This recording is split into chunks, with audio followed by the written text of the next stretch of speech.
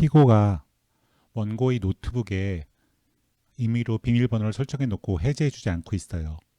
그래서 원고가 피고를 상대로 피고는 원고의 노트북에 설정한 비밀번호를 해제하라 라는 소송을 제기해서 승소 판결을 얻었습니다. 만약에 조정이나 화해가 됐다고 한다면 피고는 원고의 노트북에 설정한 비번을 해제한다 이런 식으로 조정 화해가 되겠죠.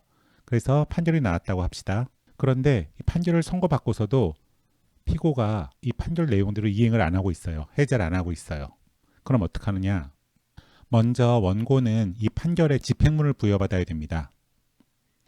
집행문은 별것이 아니고요. 이 판결문에다가 법원에서 확인을 해주는 겁니다. 강제 집행을 할 수 있다고. 그래서 보통 이 정본을 피고에 대한 강제 집행을 실시하기 위해 원고에게 내어준다 하고 법원이 확인 도장을 찍는 이런 식으로 집행문을 부여받아야 됩니다. 이 판결에다가.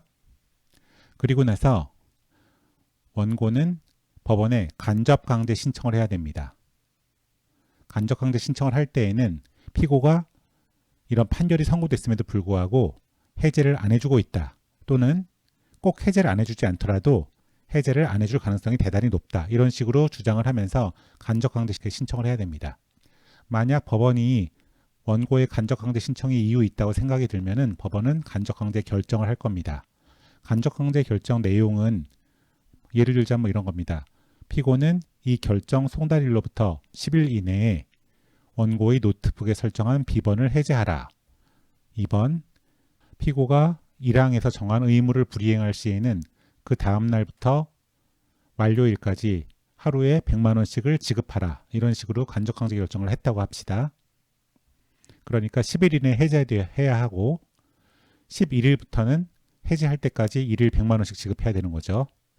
그리고 원고는 다시 판결과 똑같이 이 간접강제 결정에 집행문을 부여받아야 됩니다. 집행문 부여 방식은 여러 가지가 있지만 이런 식으로 단순히 의무이행을 명한 경우에는 그냥 요거랑 똑같이 집행문이 부여가 될 겁니다. 그래서 요 결정문에다가 간접강제 결정문에 법원이 이 정본을 D에 대한 강제 집행을 실시하기 위하여 P에게 내어준다. 도장 꽝. 이러면은 집행문이 부여된 거고요. 그 다음에 P는 이제 이 집행문이 부여된 간접강제 결정을 갖고서 D의 부동산에 경매 신청을 한다든지 또는 D의 채권에 압류 및 추심 명령을 받는다든지 압류 및 전부 명령을 받아갖고 강제 집행을 하면 됩니다. 그리고 이 강제 집행 신청을 할 때 이제 청구 금액을 주장하면 되는데요. 예를 들어서 D가 피고가 송달받고서도 송달받은 11일부터 100일 동안에 해제를 안 했다. 그렇기 때문에 일일 100만 원이니까 100 곱하기 100일, 100만 원 곱하기 100일에서 1억 원을 집행할 수 있다. 이런 식으로 이제 주장을 하면 되는 거죠. 그래서 집행 채권액은 1억 원이다. 이렇게 주장을 하면 되고요. 만약에 피고가 나는 5일 후에 해제했는데 무슨 100일이야 이렇게 주장을 하려고 그러면은 피고는 청구 이의소를 제기하면 됩니다. 그래갖고 나는 5일 후에 해제했으니까 네가 강제 집행할 수 있는 것은 500만 원뿐이다 라고 주장을 하면서 이 강제 집행은 정지시켜 놓고요.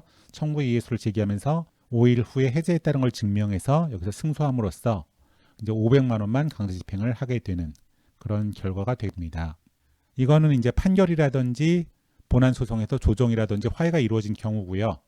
만약에 소를 제기한 게 아니고 가처분 신청을 했어요.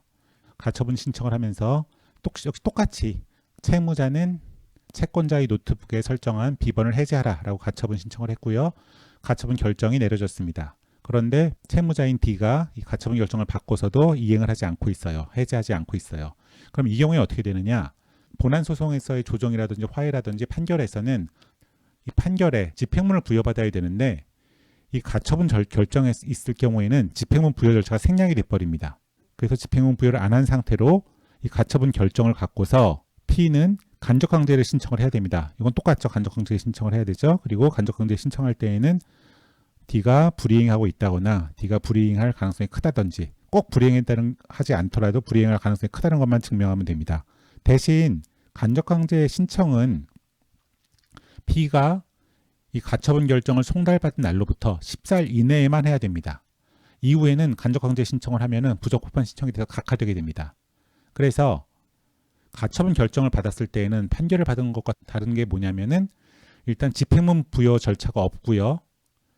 하지만 여기는 기간 제한이 없는데, 간접강제 신청할 수 있는 기간 제한이 없는데, 여기는 결정을 송달받은 날로부터 14일 이내에 신청을 해야 됩니다. 물론 뭐 예외도 있는데 원칙적으로 이렇다는 거죠. 왜 가처분 절차에서는 집행문 부여 절차가 없고 대신 결정 송달일로부터 14일 이내에 해야 되느냐? 보전 처분은 신속성의 원칙이 있기 때문에 신속하게 집행을 마치기 위해서 집행을 빨리 할 수 있도록 해주는 대신에 간접강제 신청도 빨리 하도록 강제하는 겁니다. 그래서 요런 두 개의 차이가 있고요. 그 다음부터는 다 똑같습니다. 그래서 법원이 간접강제 결정을 하면은 간접강제 결정에 집행문을 부여받아야 되고요. 그리고 간접강제 결정만 갖고서 부동산이라든지 채권에 강제 집행을 할 수가 있고요. 여기에 대해서 피고는 청구이의소를 제기해 갖고 똑같은 주장을 할 수가 있습니다. D는 P의 노트북에 설정한 비번을 해제하라, 이런 어떤 청구를 부대체적 자기 의무라고 하는데요. 다른 사람은 해줄 수가 없고 D만이 해줄 수 있는 의무이기 때문에 이런 걸 부대체적 자기 의무라고 하는데, 이 부대체적 자기 의무에 관한 판결의 강제 집행과 가처분 결정의 강제 집행은 이 두 가지 점에서 차이가 생깁니다. 만약에 가처분 결정을 받기 위한 가처분 소송을 한 도중에 조정이나 화해가 됐거나 화해 공고 결정이 확정됐다면 어떻게 할 것이냐가 문제가 되는데요. 아까 봤듯이 조정이라든지 화해는 집행문을 부여받아야 되고 대신 간접강제 신청의 기간 제한이 없고요. 하지만 가처분 결정은 집행문 부여 절차가 없는 대신에 간접강제 신청의 기간 제한이 있죠. 그래서 가처분 소송 중에 조정 화해라든지 화해 공고 결정이 이루어진 경우에는 어떤 식으로 간접강제 결정을 받아서 집행을 해야 되느냐가 문제가 됩니다. 그래서 이런 식으로 할 것인지, 판결에 준해서, 판결이나 조정이라든지 화해에 준해서 이 절차로 갈 것인지, 아니면은 가처분 소송 중이니까 가처분 결정인과 마찬가지로 이 절차로 갈 것인지가 문제가 되는데요. 최근 대법원은 2022마 5873 결정에서 가처분 소송 중에 이루어진 조정 화해, 화해 공고 결정의 강제 집행은 본안 소송의 판결, 조정 화해와 마찬가지로 집행문을 부여받아야 하고요. 다만 간접강제 신청에 기간 제한은 없다라는 입장을 채택했습니다.